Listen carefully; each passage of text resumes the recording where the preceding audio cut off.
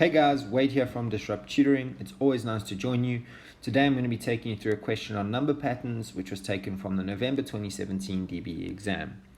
So we are given the finite linear pattern of 12, 17, 22 up to 172. First question, determine a formula for the nth term of the pattern. Now for the nth term of the pattern we'd normally use the formula of Tn equals A plus n minus 1 d, where A represents our first term and D the constant difference. So let's just rewrite our number pattern and we get 12, 17, 22 all the way up to 172.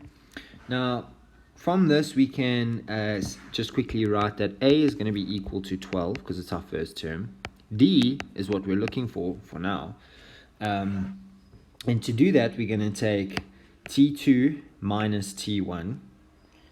To get T2 minus T1, 17 minus 12 is 5. Then T3 minus T2, so 22 minus 17 is also 5.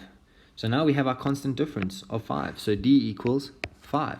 Put that all into our formula. So Tn equals A is our first term, so 12, plus n minus 1. D is our constant difference of 5.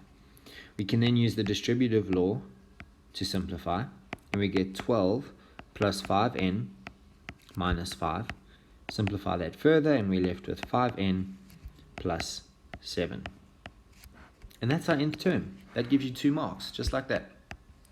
Right, the next question I'm just going to do on the side here. 3, 1, 2.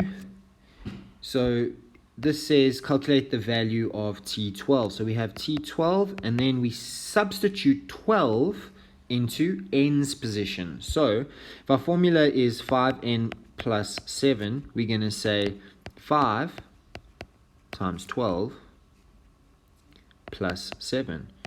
And 5 times 12 is 60 plus 7 is 67. And that's it. That gives you 2 marks.